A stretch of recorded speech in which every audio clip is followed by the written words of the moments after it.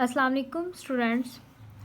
Our today's topic is carbohydrates, proteins and lipids from chapter number 8. Let's start. Here it is the carbohydrates.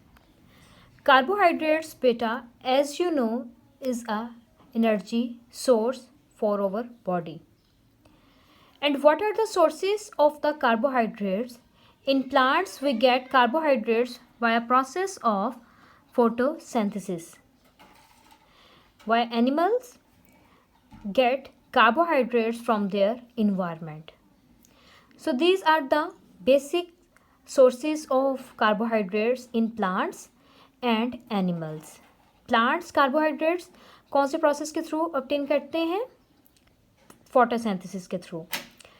And energy value in animals 2/3 calories per day an animal consume in each day and 4 kilocalories per gram. Like अगर आप लोग grams में बात करें तो 4 किलोकैलोरीज पर ग्राम है. ठीक है. अब फंक्शन क्या है कार्बोहाइड्रेट्स के? It is the basically source of energy and we get energy in the form of the glucose. ठीक है. आप लोगों ने चैप्टर नंबर 7 में भी पढ़ा है. ठीक है. हमारी बॉडी के अंदर जो है एनर्जी स्टोर हो जाती है जब हमारे पास रेस्पायरेशन का प्रोसेस होता है और वो ग्लूकोज ब्रेक डाउन होती है और हमें जो है एनर्जी प्रोवाइड करती है. फिर उसके बाद यूजेबल जो है आपके पास कार्बोहाइड्रेट्स के आप लोग कौन कौन से कार्बोहाइड्रेट्स यूज़ करते हैं? माल्टोस है, डिफरेंट फ्रूट आइटम्स में मिल जाता है, लैक्टोज. ठीक है. और ये स्टार्च जो हमें पोटैटोज वगैरह से इजीली अवेलेबल हो जाते हैं. नेक्स्ट ओवर टॉपिक है क्या? प्रोटीन्स. प्रोटीन्स बेटा these are the composed by the amino acids. यहाँ पे मैंने एक एग्जांपल आपको समझाई है. Here it is just a wall. ठीक है. ये एक दीवार है. उसमें जैसे बेटा जैसे ब्रिक्स होती हैं. ठीक है. उस ब्रिक्स वो हमारे पास जो है वॉल किससे मिलकर बनी होती है? ब्रिक्स से. इसी तरह ये मैंने एक वॉल को ये वॉल बनाई है. मैंने कहा है कि ये प्रोटीन है. ठीक है. उसमें ये जो ब्रिक्स हैं ठीक है वो मेरे पास क्या है? Amino acids. तो प्रोटीन्स जो हैं वो हमारे पास किससे मिलकर बनती हैं? अमाइनो एसिड्स से. अब सोर्सेज क्या है कि हम लोग इसको कहाँ से ऑब्टेन कर सकते हैं? मीट से, एग से, ग्रेन्स, लेग्यूम्स और भी आपके पास डिफरेंट वेजिटेबल्स वगैरह. वहाँ से हम लोग प्रोटीन्स को इजीली ऑब्टेन कर सकते हैं. एनर्जी वैल्यू क्या है कि 1 ग्राम पर जो है वो आपके पास 4 किलो कैलोरीज के इक्वल है. फंक्शन यहाँ पे उन्होंने बताया है कि ये हमारे पास सोर्सेज ऑफ एनर्जी है. दूसरा ये कंपोनेंट है मसल्स का, लिगामेंट्स का, टेंडन्स का. अब ये मसल्स जो लिगामेंट्स या टेंडन्स बेटा ये हमारे पास जो हमारे आर्म्स पे या हमारे जो है बॉडी पे मसल्स प्रेजेंट हैं. ठीक है. उनको वो बोन के साथ जो अटैचमेंट जो प्रोवाइड की जाती है वो हम लोग लिगामेंट्स और टेंडन्स के थ्रू ठीक है वो प्रोवाइड करते हैं. या आप लोग कह लें कि जॉइंट्स के ऊपर जो लुब्रिकेंट वगैरह प्रेजेंट होते हैं ये उसमें हमारे पास प्रेजेंट होते हैं. उसके बाद ये मेजर कंपोनेंट है साइटोप्लाज्म का, मेम्ब्रेन का और ऑर्गेनेलिस का. ठीक है. और इसका साथ उसने कहा है कि ये साइटोप्लाज्म मैंने आपको पता है कि ये सेल के अंदर जेली लाइक मटेरियल जो आप लोग चैप्टर नंबर 4 में पढ़ चुके हैं. फिर मेम्ब्रेन के बारे में आप लोग पढ़ चुके हैं. ठीक है. कि सेल का जो सेल वॉल होती है सेल मेम्ब्रेन और डिफरेंट जो ऑर्गेनेलिस जो कि सेल के अंदर प्रेजेंट हैं ये वहाँ पे अपना रोल प्ले करते हैं. और साथ साथ ये हमारे पास जो है ग्रोथ में भी प्रोटीन्स अपना रोल प्ले कर रही हैं. अब नेक्स्ट देखते हैं बेटा हमारे पास क्या आ रहा है? लिपिड्स आ रहे हैं. लिपिड्स क्या है बेटा? ये आपके पास इसकी कंपोजिशन क्या है? उन्होंने बताया कि लिपिड्स फैटी एसिड से मिलकर बनते हैं. और ये फैटी एसिड्स क्या है? ये बेटा बिल्डिंग ब्लॉक ऑफ फैट्स हैं. जब ये हमारी बॉडी के अंदर ये फैटी एसिड्स फैट्स की फॉर्म में सेव हो जाते हैं, जब हमें रिक्वायर्ड होते हैं एनर्जी तो बेटा ये फैट्स जो हैं फैटी एसिड्स में ब्रेक डाउन होते हैं और हमें एनर्जी मिल जाती है. फैटी एसिड्स ने जो बॉन्डिंग की होती है वो ग्लिसरॉल के साथ बॉन्डिंग की होती है. ग्लिसरॉल क्या है बेटा? ये आपके पास एक कलरलेस या ऑडरलेस लिक्विड होता है जो कि फैटी एसिड के साथ जो है वो बॉन्डिंग करवाता है. फिर उसके बाद उन्होंने कहा है कि लिपिड्स हमारे बॉडी के अंदर 2 टाइप्स के होते हैं. ठीक है. वो क्या क्या? सैचुरेटेड और अनसैचुरेटेड लिपिड्स हैं. अब जो आपके पास जो है सैचुरेटेड क्या है, सैचुरेट का मतलब होता है कि फुली ऑक्यूपाइड।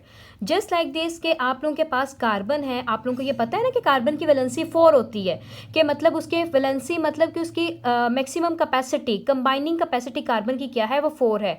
तो 4 उसके जो है उसने बॉन्ड को फर्दर बना सकता था। यहाँ पे उसने हाइड्रोजन के साथ बॉन्ड बना लिया, एक बॉन्ड उसने जो है यहाँ पे भी हाइड्रोजन, और ये आप देख रहे हैं कि जो 4 की 4 वैलेंसी है वो फुली ऑक्यूपाइड है। फर्दर अगर कोई इलेक्ट्रॉन आ रहा है तो उसको अटैक करने के लिए जगह नहीं मिल रही। यहाँ पे भी आपके देख रहे हो कि लॉक लगा हुआ है, यहाँ पे भी आपके पास वो वैलेंसी फील्ड है और यहाँ पे भी वैलेंसी फील्ड है, तो इसको इलेक्ट्रॉन को कोई स्पेस नहीं मिल रही। ठीक है, डेट मीन्स कि ये आपके पास क्या है, सैचुरेटेड फॉर्म है। अनसैचुरेटेड फॉर्म जब बेटा कार्बन कार्बन जो है डबल बॉन्ड के साथ, यहाँ पे नजर आ रहा है ना, कार्बन कार्बन डबल बॉन्ड। अब यहाँ पे जब आपके पास कार्बन कार्बन डबल बॉन्ड है तो यहाँ पे अगर आप लोग देखो कोई इलेक्ट्रॉन आ रहा है तो उसको यहाँ पे स्पेस की अवेलेबिलिटी हो रही है, यहाँ पे भी वो एंटर हो सकता है इलेक्ट्रॉन, और यहाँ पे भी एंटर हो सकता है, यहाँ पे भी आके अटैच हो सकता है। तो ऐसे कंपाउंड जो कि इलेक्ट्रॉन को अटैक के लिए स्पेस प्रोवाइड कर दें, ठीक है, उसको हम लोग कहते हैं they are the unsaturated compounds. अब यहाँ पे हमारे पास आपके पास जो अगर कार्बन कार्बन ट्रिपल बॉन्ड में भी हो, कार्बन की वैलेंसी 4 है ना, 1 2 3 और ये 4, कार्बन ने इस फॉर्म में भी अपने आप को स्टेबल किया हुआ है, लेकिन क्या है कि उसने खुद में मतलब जो है ट्रिपल बॉन्डिंग की हुई है। ठीक है, तो ये भी आपके पास क्या है, अनसैचुरेशन। अब उसने कहा है कि सैचुरेटेड मतलब कि आपके पास जो है उसकी एग्जांपल क्या है, उन्होंने दिया है कि बटर की, बटर 70% जो है, अगर आप लोग गर्मियों में देखें तो बटर बेटा जब मेल्ट होता है तो उसमें से वो थिकनेस मटेरियल जो है वो आपके पास 70% होता है, डैट मीन्स कि उसमें सैचुरेशन थी, और 30% की उसमें थोड़ा सा जो लिक्विड मटीरियल सा निकलता है बेटा वो आपके पास क्या होता है, अनसैचुरेशन। इसी तरह आप ऑयल को देखें, घरों में हमारे पास जो है ऑयल और घी वगैरह यूज़ होता है, तो बेटा जो ऑयल होता है वो आपके पास लिक्विड फॉर्म में क्यों, मतलब सर्दियों में क्यों फ्रीज़ नहीं होता, ठीक है, वो सर्दियों में इसलिए फ्रीज़ नहीं होता, ठीक है, रूम टेम्परेचर पे भी, क्योंकि वो आपके पास अनसैचुरेटेड फॉर्म में होता है। Is it clear? इसके सोर्सेज क्या हैं, उन्होंने बताया कि ये आप लोग मिल्क से, बटर से और एग से ऑब्टेन कर सकते हैं। एनर्जी वैल्यू, ठीक है, वो आपके पास 1 gram is equal to the 9 kilocalories. Function क्या है एनर्जी सोर्स में, और उसके बाद जो है एनर्जी सोर्स है ये आपके पास मेम्ब्रेन है, और ये आपके पास शेथ ऑफ द न्यूरॉन, ठीक है, जो हमारे नर्व सेल्स होते हैं ब्रेन के, उसकी ये आउटर कवरिंग में भी रोल प्ले कर रहा है। ये बेटा जैसे मैंने हेडिंग्स बनाई हैं आप लोग अपनी बुक पे, ऐसे ये हेडिंग्स बनाएंगे, और ये आपके पास शॉर्ट क्वेश्चन भी आ जाता है, ये उसके लिए इंपॉर्टेंट है, ये ऑब्जेक्टिव के लिए आप लोगों के पास इंपॉर्टेंट है, और ये सोर्सेज, एनर्जी वैल्यू, ये सारी ऐसे आप लोग अपनी बुक में हेडिंग्स बना लेंगे। Is it clear? अब बुक में देखते हैं, बुक की भी मैं साथ साथ आपको थोड़ी सी रीडिंग का गो थ्रू करवा दूं, कि आपको मैंने कहा है कि जिस तरह component of the human food, हम लोगों ने प्रीवियस लेक्चर में किसको डिस्कस किया था, जो प्लांट्स के न्यूट्रिएंट्स थे, ठीक है, इसमें हम लोग किसको डिस्कस कर रहे हैं, जो कि हमारे पास किसके हैं, ह्यूमन फूड के कंपोनेंट्स को हम लोग डिस्कस कर रहे हैं। अब उसने कहा कि the nutrition requirement of the human and the other animals relatively complex as compare to the plants. Like other animals the nutrients use by the human include carbohydrates. कौन कौन से हमारे बायोमॉलिक्यूल्स, जो आप लोगों ने चैप्टर नंबर 1 में पढ़े थे वेरी स्टार्ट पे, कि हम लोगों ने बायोमॉलिक्यूल्स की बात की थी, तो इसलिए ये हमारे पास ह्यूमन फूड के वो मेन कंपोनेंट हैं। उसके बाद बेटा उन्होंने जो है कार्बोहाइड्रेट्स की बात कर रहे हैं। कार्बोहाइड्रेट्स जो मैंने आपको सारा इसका लेक्चर जो है डिलीवर किया है, ये आप लोग वीआईएसएच वहाँ पे हेडिंग बना लें कि ये आपके पास एनर्जी वैल्यू आ जाएगी, फिर उसके बाद आपके यूजेज आ जाएंगे, फिर उसके बाद कौन कौन से यूजेबल फॉर्म्स कौन कौन सी हैं, माल्टोस है, लैक्टोस है, सुक्रोज है, फिर उसके बाद जो है ये एक आपके पास 4 किलो कैलोरीज पर ग्राम में कितनी होती हैं, ये उसकी वैल्यू आ जाएगी, जो कि आपके पास ऑब्जेक्टिव के लिए इंपॉर्टेंट है। फिर उसके बाद यहाँ पे उन्होंने बताया है कि आपको आप लोग कहाँ से ऑब्टेन कर सकते हैं, ब्रेड, पास्ताज, बीन्स एक्सेट्रा। फिर साइड ब्लॉक देखें कि carbohydrates are the main most common source of the energy, proteins, lipids are vital building components for the body, but they can also be the use for the energy. ये just for information था। उसके बाद lipids को देख लें, lipids के बारे में आपको बताया कि मैंने वो बताया था कि किससे मिलकर बनते हैं, फैटी एसिड से, और वो बॉन्डेड किसके साथ, कोलेस्ट्रॉल के साथ। फिर उसके बाद हम लोगों ने बताया कि 2 टाइप्स होती हैं, सैचुरेटेड की बताई हुई है, और ये उन्होंने जो आपके पास जो है मैंने आपके लेक्चर में भी बताया था, ठीक है, सैचुरेशन को, अनसैचुरेशन के अगर हेडिंग्स बनाएंगे उसके बाद आप लोग जो है कि एग्जांपल बटर के अंदर कितने होते हैं सैचुरेशन और अनसैचुरेशन बटर के अंदर कितनी होती है, ये आपके पास ऑब्जेक्टिव के लिए इंपॉर्टेंट है, अंडरलाइन कर लें इसको भी।